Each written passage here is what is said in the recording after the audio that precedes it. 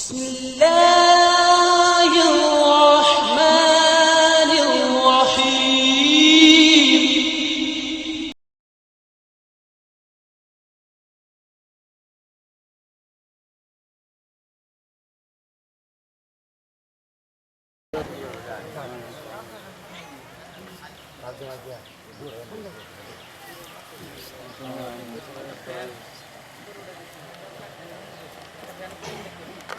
نحمده ونستعينه من يهده الله فلا مضل له ومن يضلل فلا هادي له وأشهد أن لا إله إلا الله وحده لا شريك له وأشهد أن محمدا عبده ورسوله أما بعد فإن خير الحديث كتاب الله وخير الهدى هدى محمد صلى الله عليه وسلم وشر الأمور محدثاتها وكل محدثة بدعة وكل بدعة ضلالة وكل ضلالة في النار. أعوذ بالله من الشيطان الرجيم. يا أيها الذين آمنوا اجتنبوا كثيرا من الظن إن بعض الظن إثم ولا تجسسوا ولا يغتب بعضكم بعضا. عن سعد بن سعد رضي الله تعالى عنه قال قال رسول الله صلى الله عليه وسلم من يضمن بي ما بين لحييه وما بين رجليه أضمن له الجنة. رواه البخاري ومسلم. عن جبير بن مطعم رضي الله تعالى عنه قال قال رسول الله صلى الله عليه وسلم لا يدخل الجنة قاطع وفي رواية النمام. رواه البخاري ومسلم. সম্মানিত উপস্থিতি মুসলমান কিরাম, প্রশংসা আল্লাহর জন্য, শান্তি অবতীর্ণ হোক আল্লাহ রাসূলের উপর সাল্লাল্লাহু আলাইহি ওয়াসাল্লাম। আজ আমাদের এই জুমার খুতবায় বক্তব্যের বিষয় হচ্ছে গীবত পরনিন্দা। গীবত পরনিন্দা সম্পর্কে গুরুত্বপূর্ণ তথ্যবহুল বিবরণের চেষ্টা করব ইনশাআল্লাহ। যেসব পাপের কারণে মানুষের পরকাল হারিয়ে যায়, থাকার স্থান জাহান্নাম হয়, তার একটি বড় পাপ হচ্ছে গীবত। যেসব পাপ মানুষের সাথে জড়িত, আল্লাহর সাথে জড়িত নয়, তার একটি পাপ হচ্ছে গীবত। মানুষের সাথে জড়িত পাপ ক্ষমা নেওয়া খুবই কঠিন। আল্লাহর সাথে জড়িত পাপের ক্ষমা খুবই সহজ। যেসব পাপ আল্লাহ তাআলার সাথে জড়িত তা সহজেই ক্ষমা পাওয়া যায়, আর যেসব পাপ মানুষের সাথে জড়িত তা সহজেই ক্ষমা পাওয়া যায় না, তা কঠিন এবং দুর্লভ। এই বিষয়ে আপনাদের সামনে এক গুরুত্বপূর্ণ বিবরণের চেষ্টা করব ইনশাআল্লাহ। এর ব্যাপারে আল্লাহ তাআলা বলেন, ইয়া আইয়ুহাল্লাযীনা আমানু, হে বিশ্বাসীগণ, ইজতানিবু কাসীরাম মিনাজ যান্ন, তোমরা মানুষের উপরে অহেতুক বেশি বেশি ধারণা করা থেকে বেঁচে থাকো। মানুষের প্রতি অহেতুক ধারণা করো না। হয় তোমার লোকটি বলেছে, হয় তোমার ছেলেটা এই পাপ করেছে, হয় তোমার লোকটা এই কর্ম করেছে, এই ধরনের তোমরা মন্তব্য করো না। এটা হচ্ছে ধারণা। তোমরা ধারণা থেকে বেঁচে থাকো। নিশ্চয়ই কিছু কিছু ধারণায় পাপ হয়, ধারণাও পাপ। অবশ্য আবু হুরায়রা রাদিয়াল্লাহু তাআলা আনহু বলেন, রাসূল সাল্লাল্লাহু আলাইহি ওয়াসাল্লাম বলেছেন, ইয়াকুন যান্না ফাইন্না যান্না আকযাবুল হাদিস, তোমরা ধারণা থেকে বেঁচে থাকো। ধারণাই সবচেয়ে বড় পাপ, ধারণাই সবচেয়ে বড় মিথ্যে। আল্লাহ রাসূল এখানে বলছেন যে তোমরা ধারণা করা থেকে বেঁচে থাকো। ধারণাই সবচেয়ে বড় মিথ্যে। না জেনে না বুঝে একটা লোকের উপরে ধারণা করলাম, এটা একটা মিথ্যা ধারণা হয়ে গেল। আবু হুরায়রা রাদিয়াল্লাহু তাআলা আনহু বলেন, রাসূল সাল্লাল্লাহু আলাইহি ওয়াসাল্লাম বলেছেন, আকবারুল কাবায়ের সালাসা, সবচেয়ে বড় পাপ তিনটি। তার এক নম্বর বড় পাপ হচ্ছে আল-ইশরাকু বিল্লাহ, আল্লাহর সাথে শিরক করা। দুই নম্বর বড় পাপ হচ্ছে উকুকুল ওয়ালিদাইন, পিতামাতার অবাধ্য চলা।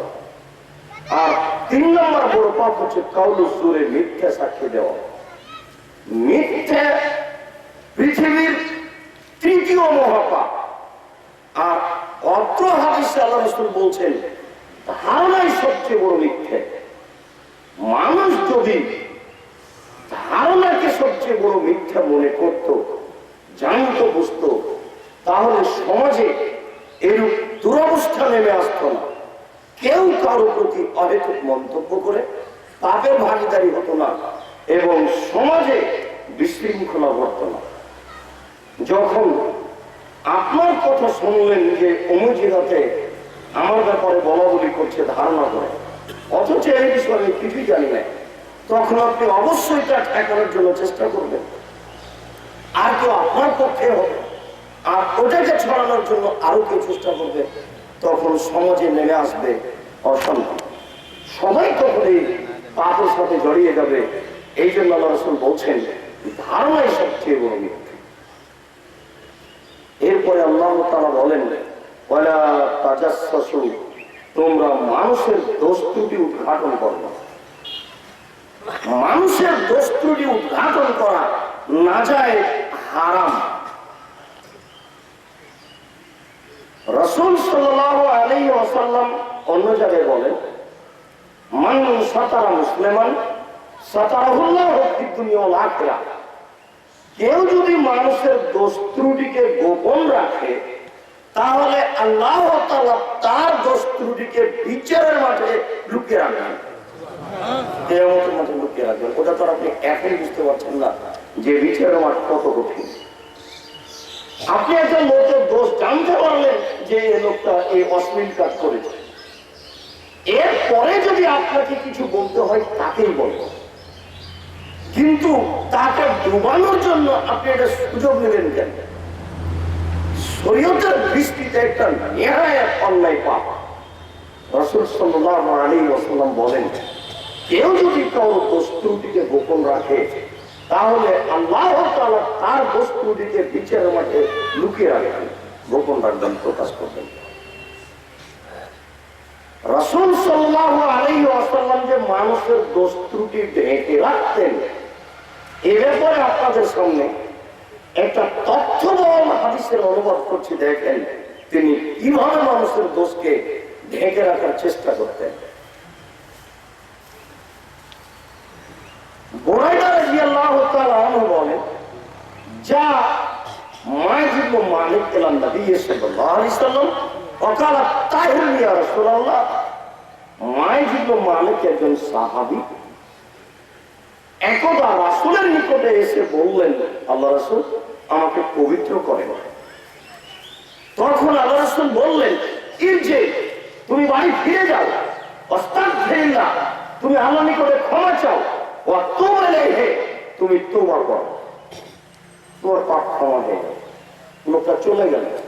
রাজা গায়রা বাইদি একটু গিয়ে আবার ফিরে এসে বলছে, আল্লাহ রাসূল আমাকে পবিত্র করুন।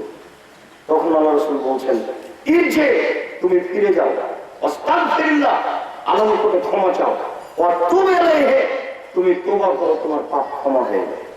লোকটি চলে গেল। একটু গিয়ে আবার ফিরে এসে বলছে, তাহির ইয়া রাসূলুল্লাহ, হে আল্লাহ রাসূল আমাকে পবিত্র করেন। তখন আল্লাহ রাসূল বললেন, ইরজি, তুমি বাড়ি ফিরে যাও, আস্তাগফিরুল্লাহ, আল্লাহর নিকটে ক্ষমা চাও, ওয়া তুব ইলাইহি, তুমি তওবা করো, তোমার পাপ ক্ষমা হয়ে যাবে। লোকটি চলে গেল। একটু গিয়ে আবার ফিরে এসে বলছে, তাই ইয়া রাসূলুল্লাহ, হে আল্লাহর রাসূল আমাকে পবিত্র করুন। আপনার সামনে এখন পর্যন্ত যা আমি বলতে চাচ্ছি তাতে হচ্ছে এই যে এখন পর্যন্ত আল্লাহ রাসূল বলছেন না যে ঘটনা কি, তোমাকে কেন পবিত্র করবো, এ কথা বলছেন না। মূলত আপনার সাথে এটা কথা। একবার ফিরিয়ে দিলেন, দুইবার ফিরিয়ে দিলেন, তিনবার ফিরিয়ে দিলেন, চতুর্থবার এসে বলছে আল্লাহ রাসূল আমাকে পবিত্র করবো। আল্লাহ রাসূল এখনো বলছেন না যে কেন পবিত্র করব, ঘটনা কি, তার দোষটা আল্লাহ রাসূল জানতে চাচ্ছেন না। চতুর্থবার যখন এসে বলছে আল্লাহ রাসূল আমাকে পবিত্র করেন, তখন আল্লাহ রাসূল বলছেন আবি জুনুন, লোকটা কি পাগল? আর আমি বলছি তুমি চলে যাও, বারবার ফিরে আসে কেন? তাহলে কি ও পাগল, আমার কথা বুঝে না? তখন সাহাবীগণ বলছেন লাইসা বিমাজনুন, জি না, এ পাগল নয়, এ ভালো মানুষ। এখন আল্লাহ রাসূল বলছেন না যে তোমাকে কেন পবিত্র করব। তারপরে তিনি বলছেন আশারবা খামরান, তাহলে কি সে মদ পান করেছে, তাই তার মস্তিষ্ক বিকৃত হয়েছে, সে আমার কথা বুঝে না? এটা হলো পঞ্চম স্তর। সে কি মদ পান করেছে, তাই তার মস্তিষ্ক বিকৃত হয়েছে, সে আমার কথা বুঝে না? আমি যে তাকে বলছি তুমি চলে যাও, সে যায় না কেন? সাহাবীগণ ফাঁকা মারা চলুন প্রস্থান কাহল, একটা লোক দাঁড়িয়ে তার মুখে নাক লাগিয়ে মুখটা সঙ্গে দেখে বলছে আল্লাহ রাসূল মাশাআল্লাহ খামরান, কি মদ পান করেনি। তখন আল্লাহ রাসূল বলছেন আযানাইতা, তুমি কি জেনা করেছো? তখন লোকটি বলছে আল্লাহ রাসূল মানুষ যা বৈধভাবে করে আমি তা অবৈধভাবে করেছি, অতএব বিচার করে দেন।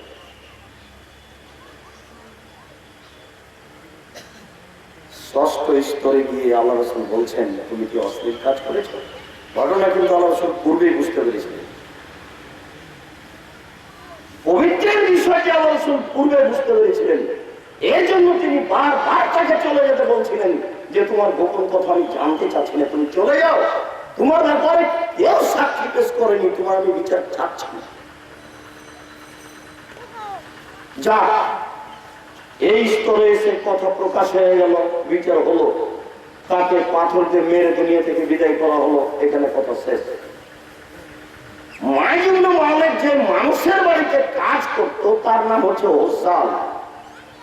হোসালের স্ত্রীর সাথে মাইজুল মালিক অশ্লীল কাজে লিপ্ত হয়। ঘটনা হোসাল জানতে পারে।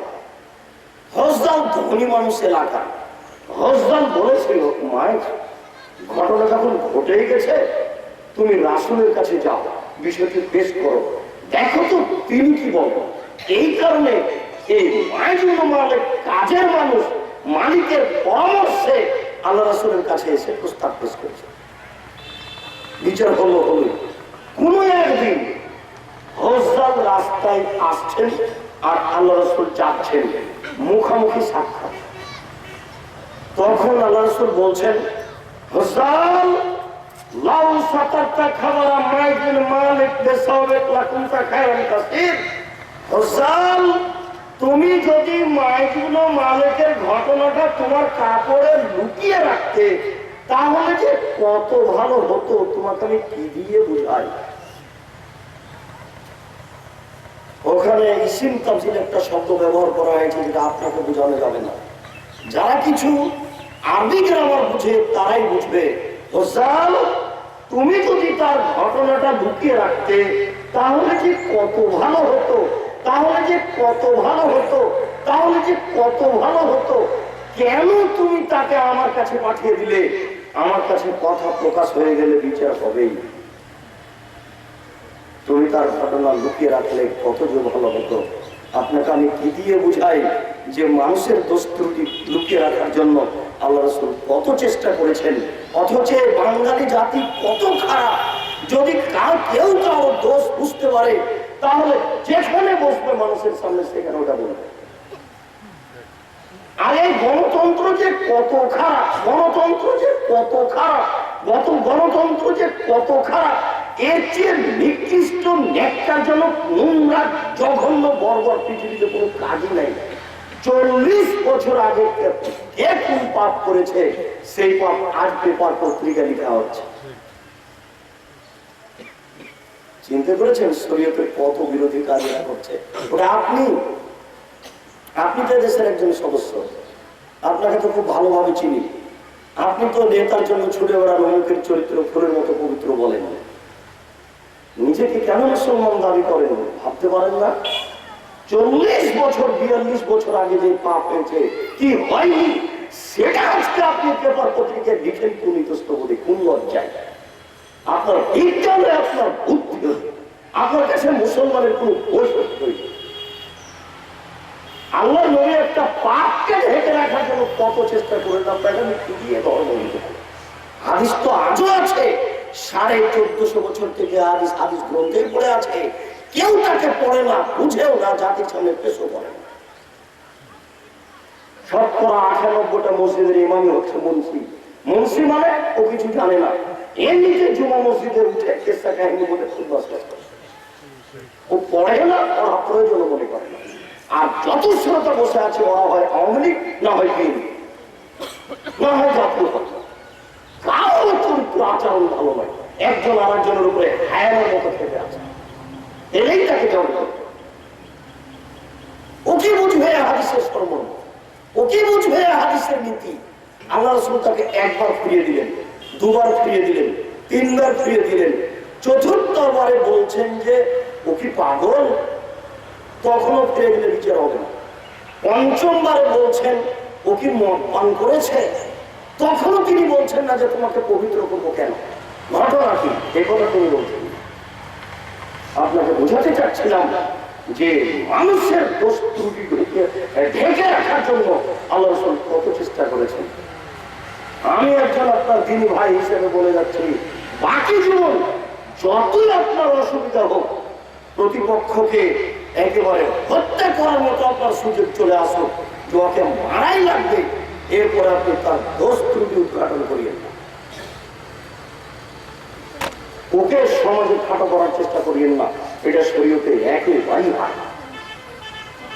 রাসূল সাল্লাল্লাহু আলাইহি সাল্লাম বলেন, ওয়ালা তাহাসসু ওয়ালা তাজাসসু, তোমরা মানুষের দোষ ত্রুটি উদ্ঘাটন করিও না, তোমরা মানুষের গোপন কথা কান লাগিয়ে শোনো না।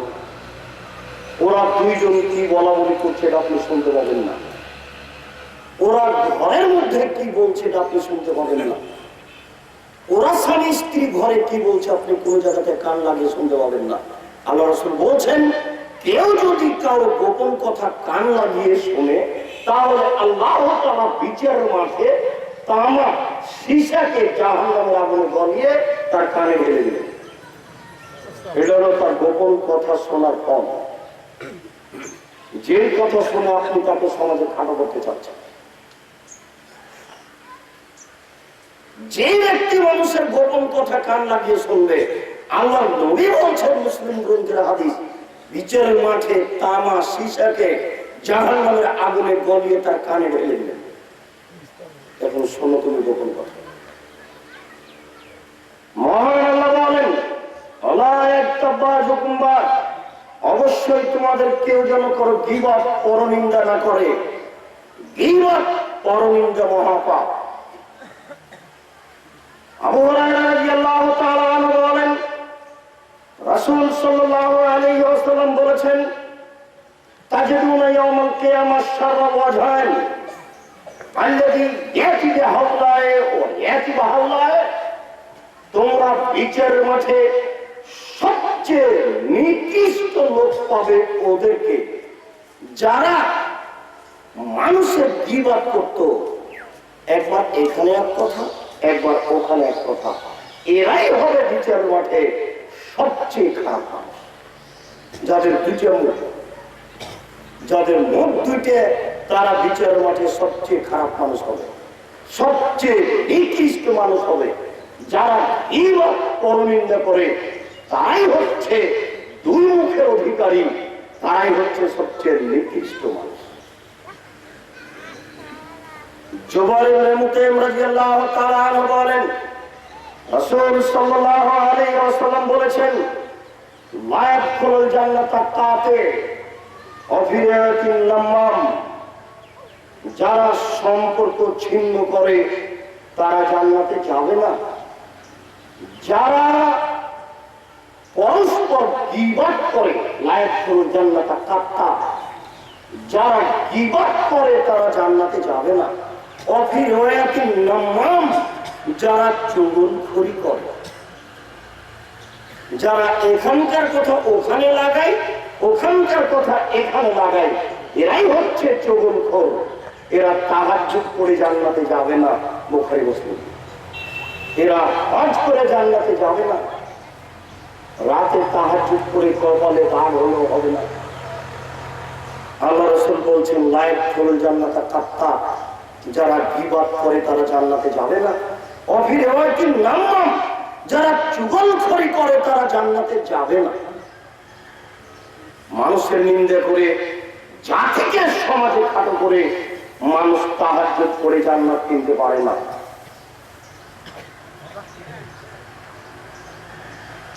আয়েশা রাদিয়াল্লাহু তাআলা আনহা বলেন, রাসূল সাল্লাল্লাহু আলাইহি ওয়াসাল্লাম বললেন, আয়েশা লাকাদ কুলতে কালিমাতান, তুমি এমন একটা কথা বললে, আয়েশা তুমি এমন একটা কথা বললে, লাউ মুজিজাত বিমাইল বাহারে, যদি তোমার এই কথাটাকে সাগরের পানিতে ফেলে দেওয়া হয়, লা মাজিজাতু, তাহলে সাগরের পানি ঘোলা হয়ে যাবে।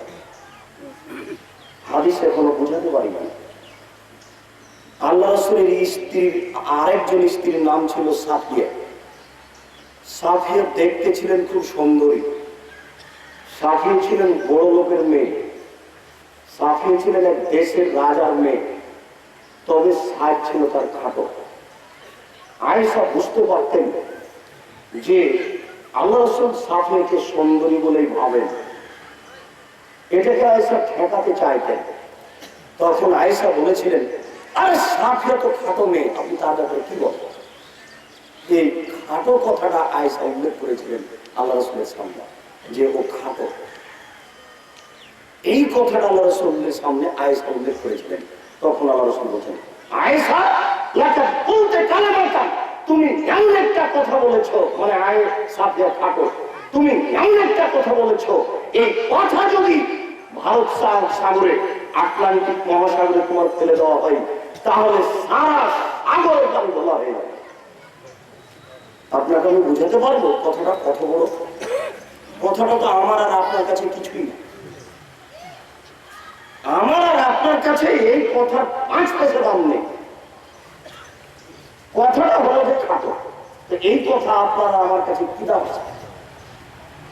এর চেয়ে কত বড় বড় বিবাদ বদনাম করছে তার কোনো হিসেবে নেই। আল্লাহ রাসূল এই কথাটাকে কিভাবে দেখলেন তার বিবরণটা মনে রাখবেন। আল্লাহ রাসূল বলছে, তোমার এই কথাটাকে সাগরে ফেলে দিলে সাগরের পানি ঘোলা হয়ে যেত। তোমার কথাটা এত বড়। মানুষ বুঝে না গীবত কাকে বলে, মানুষ বুঝে না পরনিন্দা কাকে বলে। আবু হুরায়রা রাদিয়াল্লাহু তাআলা আনহু বলেন, রাসূল সাল্লাল্লাহু আলাইহি ওয়াসাল্লাম বলেছেন, মাররা বি জিবরাইল আলা কওমি, একদা জিবরাইল আলাইহিস সালাম আমাকে উপরে নিয়ে যাচ্ছিলেন কতগুলি লোকের পাশ দিয়ে। একদা জিবরাইল আলাইহিস সালাম কতগুলি লোকের পাশ দিয়ে আমাকে উপরে নিয়ে যাচ্ছিলেন। তো দেখলাম অনেক মানুষ, লাহুম আযফারু মিন নুহাসিন, তাদের হাতে তামার বড় বড় নখ আছে। আল্লাহ রাসূল আমাকে, জিবরাইল আমাকে উপরে নিয়ে যাচ্ছেন। আমাদের নবী বলছেন, আমাদের নবী মুহাম্মদ সাল্লাল্লাহু আলাইহি ওয়াসাল্লাম বলেন যে জিবরাইল আমাকে উপরে নিয়ে যাচ্ছিলেন মেরাজে। কতগুলি লোকের পাশ দিয়ে নিয়ে গেলেন। তো দেখলাম তাদের নখ বড় বড় তামা, বড় বড় নখ তামার তৈরি।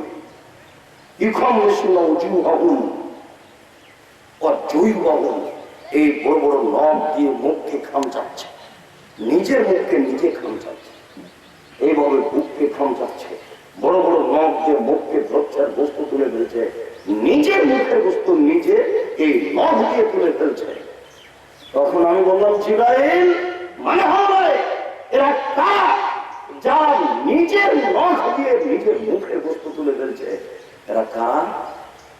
তখন জিবরাইল বললেন, হাউলাই আল্লাযীনা ইয়াকাউনা ফি আরাজিন নাস, এরা হচ্ছে ওরা যারা মানুষের গীবত পরনিন্দা করত, যারা মানুষের গীবত করত তাদের এটা ফল। একটা হাদিসই তো জাতির জন্য যথেষ্ট ছিল। ওর যদি মনে থাকে যে গীবত করলে ফলে, তাহলে তো সে করতে চাইবে না। তার জন্য এটাই উচিত যে মানুষের গীবত করবে না। বিষয়টি আল্লাহ আমাদেরকে বোঝার তৌফিক দান করুক। আল্লাহুম্মা আমিন। আল্লাহুম্মা সাল্লি আলাইহি আল্লাহুম্মা বারিক আলাইহি।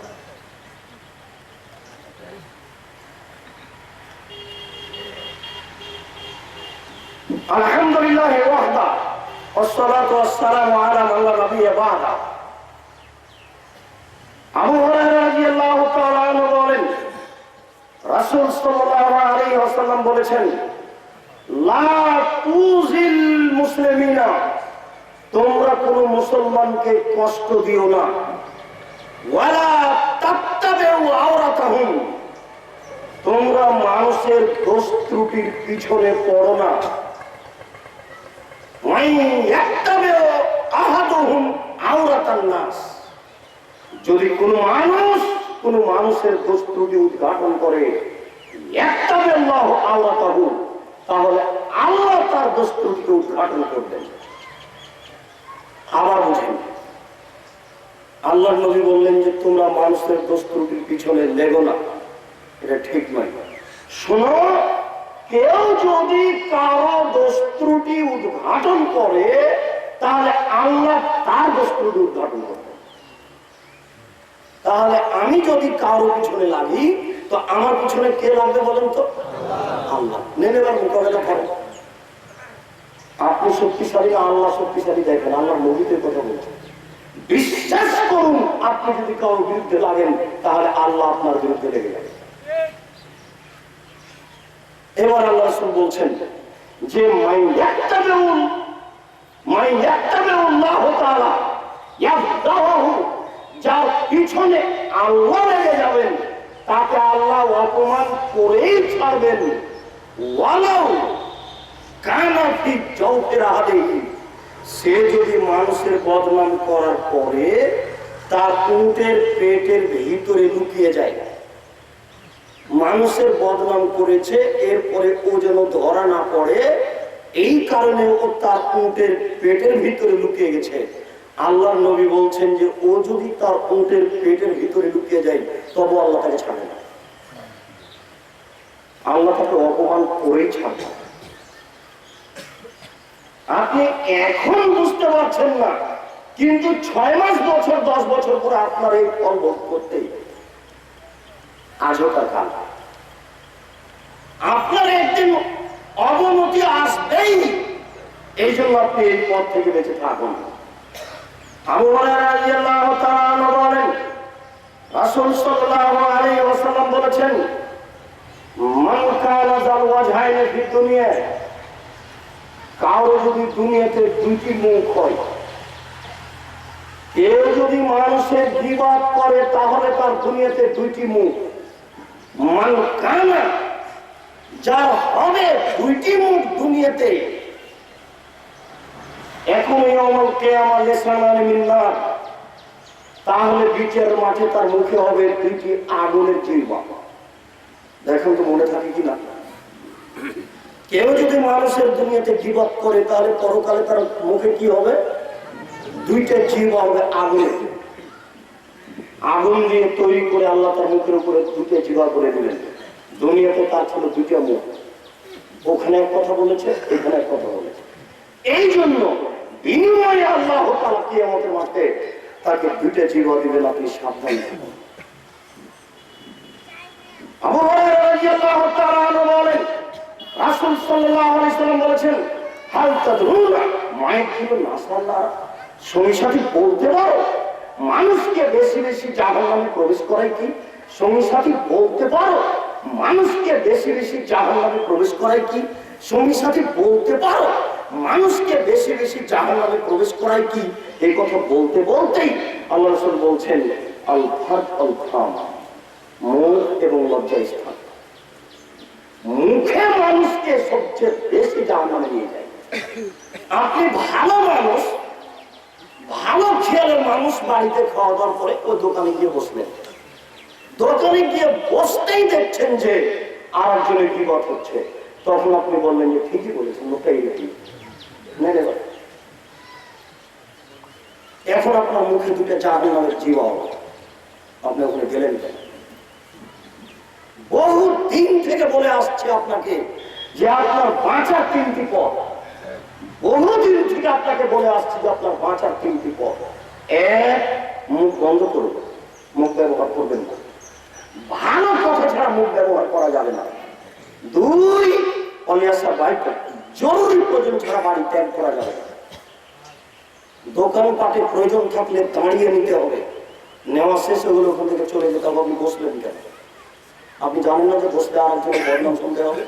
এতটুকু হিতাহিত জ্ঞান নেই। মাছ দিয়ে ভাত খেলে কাঁটা ফেলে খান, এ বুদ্ধি তো আছে? কাঁটা সহ তো খান না। মাছ দিয়ে ভাত খেলে কাঁটা সহ খান না, এই বুদ্ধি আছে তো দোকানে বসলে আর একজন বিবাদ করবে, বদনাম হবে, এটি বুদ্ধি নেই? কি করে আপনি মনে করলেন যে হ্যাঁ ঠিক বলেছেন, ওখানে আপনাকে আরো ভালো লাগছে বসে থাকতে? ঠিক নয়। আল্লাহ রাসূল বলছেন জরুরি প্রয়োজন ছাড়া আপনি বাড়ি ত্যাগ করবেন, এটা আপনার বাঁচার পথ। 3, পথবেলা কাটিয়ে থাকে আপনাকে পাপের জন্য কাঁদতে হবে। আপনার পাপের জন্য আপনাকে কাঁদতে হবে, তাহলে আপনি বেঁচে যাবেন। বাঁচার 3টি পথ। 1, ভালো কথা ছাড়া মুখ ব্যবহার করা যাবে না। 2, জরুরি প্রয়োজন ছাড়া বাড়ি ত্যাগ করা যাবে না। 3, পাপের জন্য কাঁদতে হবে, তাহলে আপনি বেঁচে যাবেন। এখন রাসূল সাল্লাল্লাহু আলাইহি ওয়াসাল্লাম বলছেন, হাল তাদরুনা মাইকুবুন নাসাল্লাহ, সংসারী বলতে পারো মানুষকে পিছন দিক থেকে ধাক্কা মারে জাহান্নামে নিক্ষেপ করে কি? সংসারী বলতে পারো মানুষকে পিছন দিক থেকে ধাক্কা মেরে জাহান্নামে নিক্ষেপ করে কি?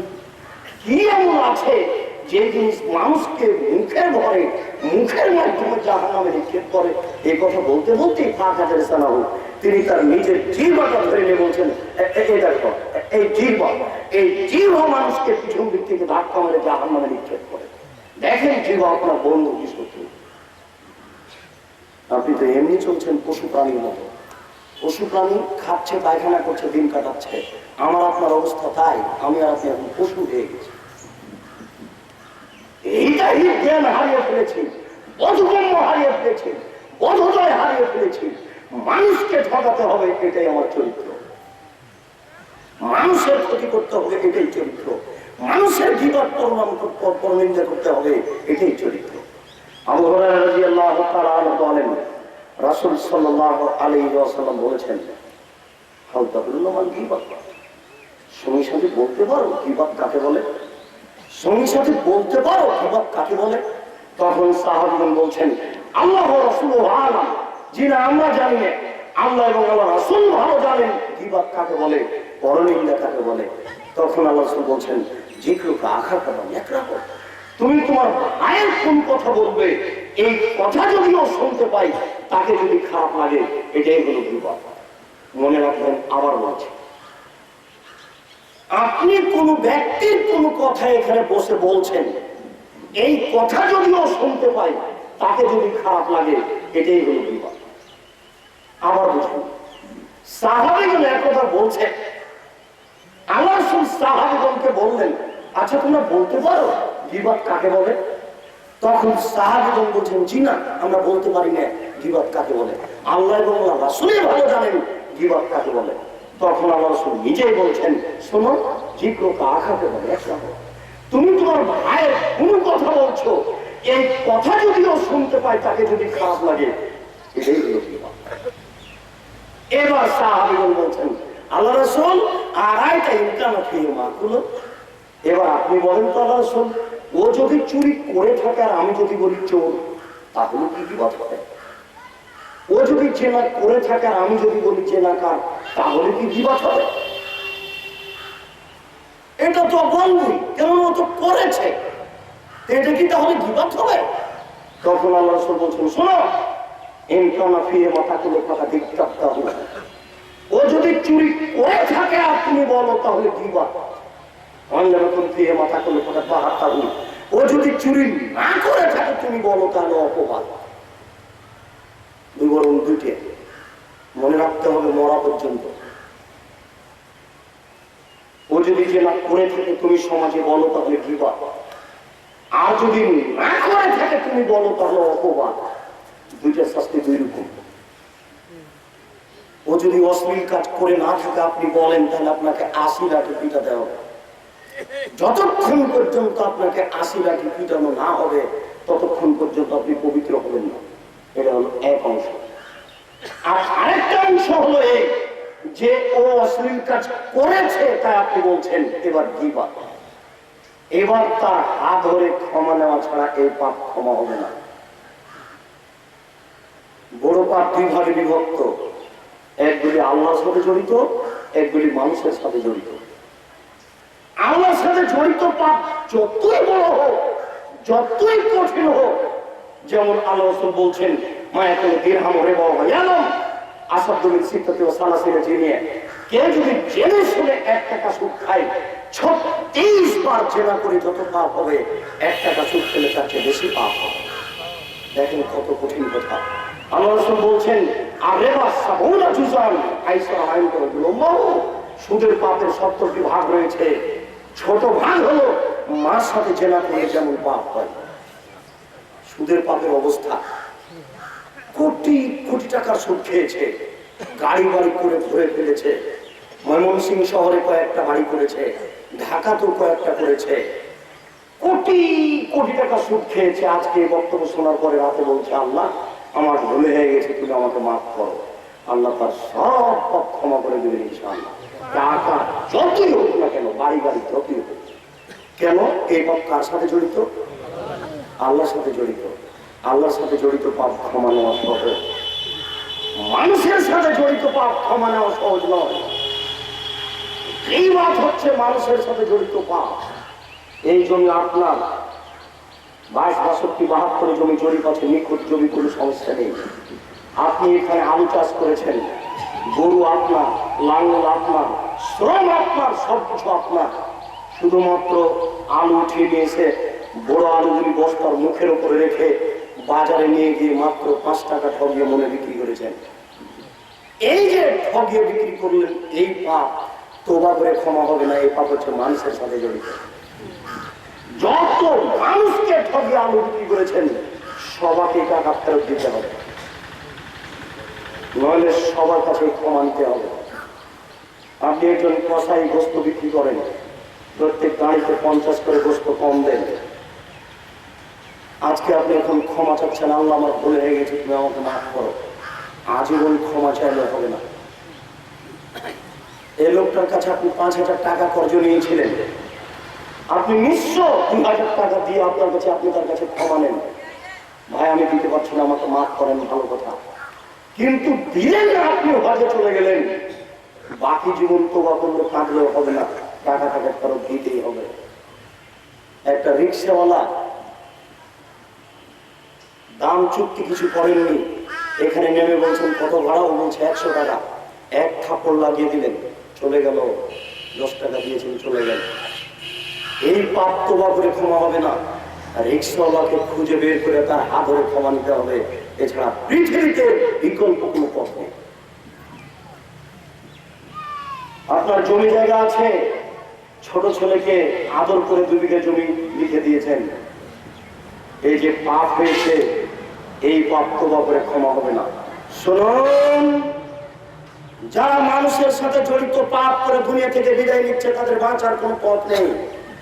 মানুষের সাথে জড়িত পাপ, মানুষের সাথে জড়িত পাপ তোবা হবে, ক্ষমা হবে না। এইভাবে গীবত করে, বিগত চেয়ারম্যানের নিন্দা করে, আর এই চেয়ারম্যানকে ফুলের মতো পবিত্র বলে টাকা জমা দিয়েছেন, এবছর হজে চলে গেলেন, হজে চলে গিয়ে আর আসলেন না, বাকি জীবন থেকে গেলেন। কাবা ঘরের গিলাপ ধরে যদি মরা পর্যন্ত ক্ষমা চান, এই গীবতের পাপ ক্ষমা হবে না। ছোট ছেলের জমি দেওয়া একটা পাপ ক্ষমা হবে না। 50 করে গোস্ত কম দেওয়া হয়েছে, পাপ ক্ষমা হবে না। ঠগিয়ে আলু বিক্রি করা হয়েছে, পাপ ক্ষমা হবে না। দেশে ফিরে আসতে হবে, এসে এই মানুষের হাত ধরে ক্ষমা চাইতে হবে, বা তাকে আলো ফেরত দিতে হবে। যদি ওখানে আপনি মরা পর্যন্ত কাঁদেন, আল্লাহ আপনাকে ক্ষমা করবেন না। আল্লাহ যদি ক্ষমা করেন আল্লাহ হবেন অত্যাচারী, আল্লাহ যদি ক্ষমা করেন আল্লাহ হবেন অত্যাচারী। আল্লাহ বলেছেন ইন্নী হারামতু যুলমা আলাইয়া, আমি আমার উপর অত্যাচার হারাম করেছি, আমি অত্যাচার করবো না। গোশত আমার নয়, গোশত ওই লোকের, তুমি যাকে ঠকিয়েছ, অতএব লোকটাকে গোশত ফেরত দাও।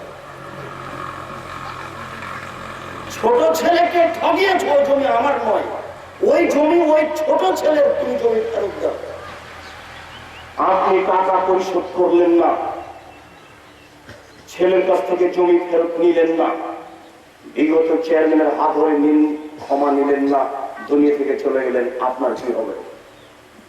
ওখানে তো টাকা পরিশোধ করা যাবে না, ওখানে তো কারো হাত ধরে ক্ষমা নেওয়া যাবে না, ওখানে হাত ধরে ক্ষমা চলে না, ওখানে টাকা পরিশোধ করা যায় না। আপনি ভালো মানুষ, তাহাজ্জুদ করেছেন, নেকি আছে, হজ করেছেন, নেকি আছে, মানুষকে দান করেন, তারও নেকি আছে। এবার আপনি উঠেছেন বিচারের মাঠে, অনেক নেকি। ইতিমধ্যে একজন দড়িয়ে এসে বলছে, আল্লাহ তিনি আমার বাপ, আমার বড় ভাইকে জমি দিয়েছিল, আমাকে দেয়। আরেকজন এসে বলছে, আল্লাহ রাসূল এ আমাকে ঠগিয়ে বস্তু বিক্রি করেছে। আরেকজন এসে বলছে, আল্লাহ রাসূল আমাকে ঠগিয়ে আলু বিক্রি করেছে।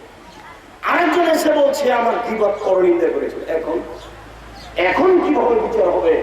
আল্লাহ রাসূল বিচারের পদ্ধতি বলছেন যে ওকে হাসানাতুহু ওয়া তরিহাত আলাইহি, আপনার নেকি নিয়ে পাওনাদারদের দিতে হবে, কেননা এখন নেকি ছাড়া আর কোনো সম্বল নেই। হাত ধরে ক্ষমা চলবে না, যে দিবেন কি? দেওয়ার একটি জিনিস হচ্ছে সেটা আপনার নেকি। আরে কিছু নেকি না আছে তো অন্তত একদিন ফকিরকে একটা টাকা দিয়েছেন, সেটা তো আছে। আল্লাহ কোনো জিনিসকে গোপন করেন না, সেই টাকা 10টা নেকি আছে, পাওনাদারদের দিবেন। নেকি দিতে দিতে যদি নেকি শেষ হয়ে যায়, এখনো পাওনাদার বাকি থাকে, তাহলে কি হবে? আল্লাহ রাসূল বলছেন যে উখিযাত খাতায়াহুম, ওদের তো পাপ আছে যারা দৌড়িয়ে এসেছে, ওদের পাপগুলি নিয়ে এর উপরে চাপিয়ে দেওয়া হবে, এর এক নেকিও না, এখন সব দিয়ে দেওয়া হবে। আবার অন্যের পাপ ছিল, এর পাপ আগে থেকে কিছু ছিল, ওগুলো আসলো, এর পাপ বেশি হয়ে গেল, এ যাবে জান্নাতে, এ যাবে জাহান্নামে, ওরা যাবে জান্নাতে। এটা হলো বিচার। আমি আপনাকে বুঝাতে পারলাম কিনা? এটাই হলো মুসলিম গ্রন্থে রয়েছে, আল্লাহ রাসূল বলছেন যে হক নষ্টের বিচার হবে। গীবত হচ্ছে মানুষের সাথে জড়িত পাপ, একটা ন্যাক্কারজনক নোংরা পাপ। মানুষ যদি গীবত পর্যায়ে, গীবত প্রসঙ্গে একটা হাদিসের প্রতি আমল করে, তাহলে সমাজ সুন্দর হয়ে যাবে এবং সে জাহান্নাম থেকে বেঁচে যাবে। আর গণতন্ত্র গীবতের সবচেয়ে বড় মাধ্যম। এর চেয়ে খারাপ, নোংরা, ন্যাক্কারজনক নোংরা মাধ্যম নেই। এদিকে মানুষ দিন রাত গীবত করছে, খোলা মাঠে করছে, কলমে করছে, গোপনে করছে, প্রকাশ্যে করছে। আপনি গীবত থেকে বেঁচে থাকুন। সম্মানিত উপস্থিতি, মুসলিম কিরাম, আমরা আপনাদেরকে গীবত সম্পর্কে এক গুরুত্বপূর্ণ তথ্যবহ বিবরণ পেশ করে বলছিলাম যে গীবত মহাপাপ, মানুষের সাথে জড়িত পাপ, যেটা আল্লাহ ক্ষমা করেন না। অতএব আপনার নিকটে জোরালো আজ থেকে পরামর্শ যে আজকে বাড়িতে গিয়ে স্ত্রীকে নিয়ে, ছেলে মেয়েকে নিয়ে ডাকতে হবে, দেখে বলতে, ভাই শোনো, এই বাড়িতে আজ থেকে নিয়ে কিয়ামত পর্যন্ত গীবত বন্ধ করা হলো। কোন মহিলা যদি কোন কাজে আসে, এসে যদি বলে, চাঁপাইনবাবগঞ্জের ভাষা আপনারা বুঝেন কিনা, কোন মহিলা যদি চাউল কর্জ নিতে এসেছে, এসে বলছে, বুবু শুনেছ অমুক নাকি এই করেছে, তখন আপনার স্ত্রী তখন হবে, কি করেছে সেটা তুমি বলো কেন? তুমি কি নিতে এসেছো সেটা বলো। কে কি করেছে এটা শুনতে চায় না, তোমার ওই কথাই শুনতে চায় না। তুমি চাউল কর্জ করতে সেটা নিয়ে যাও, পারবেন না স্ত্রীকে বলতে? ছেলে মেয়েকে ডেকে আজকে বলে দিলেন, শোনো, জিন্দেগিতে কোনোদিন কোনো মানুষের কথা মুখে নিবা না, এবং ওই জায়গাটা হলে ওখানে বসবা না, আর কেউ বললে তাকে কমকে ঠেকাবা যে মানুষকে গীবত করো কেন, পরনিন্দা করো কেন। গীবত ওই সময়তে হবে না যেই সময়তে আপনি ওই ছেলেটা বাপকে বলছেন যে ভাইজান, আপনার ছেলের অবস্থা কিন্তু এই, আপনি আপনার ছেলেকে বুঝান, আমি এটা দেখে আসলাম, পড়তে আমি স্কুলে দেখেছি, কথা আপনি বুঝতে পারেননি, তখন এটা বিবাদ নয়। এই ছেলেটার সাথে মেয়ের বিবাহ দিতে চাচ্ছেন, তা আমাকে জানতে এসেছেন আব্দুল সাহেব, ওই ছেলেটা তো আপনার ছাত্র, তো ওই ছেলেটার সাথে মেয়ের বিবাহ দিতে চাচ্ছে, একটু কিছু বলেন। এই সময়ে যদি গোপন কিছু থাকে আপনি না বলেন, তাহলে আপনি আমানতে খেয়ানত করলেন। এখন বলতে হবে এটাই ঠিক, আপনি উনি বিবাহ দিবেন আর না দিবেন তার ব্যাপার, কথা আমার বুঝতে পারেন। তখন এটা বিবাদ নয়, তখন এটা আপনি আমানতের রক্ষা করলেন, নইলে আমানতের খেয়ালত করা হলো।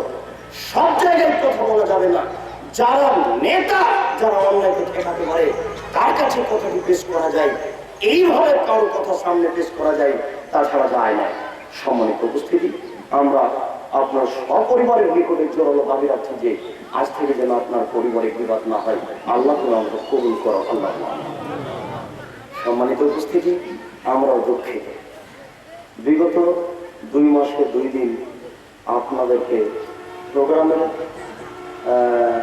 তারিখ দিয়েছিলাম, আপনাদের প্রোগ্রাম কবুল করেছিলাম, এ কথাই ঠিক। যারা আমাদের সাথে যোগাযোগ করেছে তারা আপনাদের সামনে কোনো মিথ্যাচার গ্রহণ করেনি।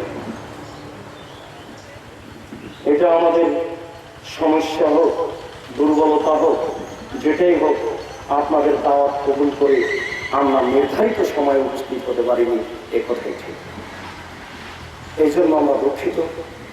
এরপরে বলতে চাচ্ছি যে আমাদের বুঝে সমস্যাকে সামনে রেখে আমরা আসি, আপনাদের সাথে আমাদের আন্তরিকতার কোনো অভাব নেই। আপনাদের প্রোগ্রাম কবুল করে আসবো না এরকম কোনো কাজকর্ম আমাদের সাথে আপনাদের হয়নি। এই এলাকায় কোনো মানুষ আমাদের কিছু করেছে বলেছে এ কথা আমরা জানি না, কাজেই আপনাদের প্রোগ্রাম কবুল করে আসবো না এই কথা ঠিক নয়। শেষের কথাটি হচ্ছে এটাই তাকদীর যে আজকে আশা ছিল, আগে আসার তাকদীর ছিল না। আমি তো নিজে গ্রহণ করেছি, এর পরেও আশা হলো না কেন? আজকে তো ফজর আজান থেকে নিয়ে বসে আছে, কতক্ষণ আল্লাহ রাখবেন সেটা আল্লাহ করে জানেন। অতএব আমি আপনাদেরকে আশ্বস্ত করতে চাচ্ছি যে যারা দাওয়াত নিয়েছিল তাদের ব্যাপারে এইভাবে কিছু বলা বা অন্য সামনে কিছু বলা, এটা একটা বিবাদের অন্তর্ভুক্ত হয়ে যাবে, সতর্ক থাকুন। আর কেউ কোনো কাজে নামলে তার বিরুদ্ধে হতে ছড়িয়ে পড়া ঠিক নয়। এটাও তো হতে পারে যে কথা তারা ঠিকই করেছিল, হলো না। যেমন আজকে আপনি বিশ্বাস করুন, আপনাদের ছেলেরা আমার সাথে 2 বারই কথা বলেছে, ওয়াদা দিয়েছি আমি আসার যাবো ইনশাআল্লাহ, এবং ব্যবস্থাপনা তারা সর্ব ধরনের করেছে, রাস্তাঘাট, গাড়ি, টাকা পয়সা সব, এরপর আসতে পারে। আমি আপনাদেরকে আশ্বস্ত করছি এটা তার দিক, এটা মেনে নেন, তাহলে এটা সহজ হবে। আল্লাহ তুমি আমাদের ভুল ত্রুটি মাফ করো, আল্লাহ। আল্লাহ যারা আমাদের মারা গেছে তুমি তাদের কবরের শাস্তি মাফ করো। আল্লাহ যারা আমরা অসুস্থ তুমি তাদের আরোগ্য দান করো। আমরা যারা বেঁচে আছি তুমি তাদেরকে তোমার আসলের পদ্ধতি অনুযায়ী চলার তৌফিক দান করো। আজকে যে আমরা বিবাদের উপরে একটা গুরুত্বপূর্ণ তথ্যবহুল বিবরণ শুনলাম, এই বিবাদের উপরে যথাযথভাবে আমাদেরকে আমল করার তৌফিক দান করো। মানুষের উপরে মন্দ ধারণা থেকে আমাদেরকে রক্ষা করো। এই দাবি, এই দাওয়া, এই দোয়া তোমার দরবারে রেখে আজকের জুমার খুতবা এখানে শেষ করলাম। সাল্লাল্লাহু আলাইহি ওয়াসাল্লাম।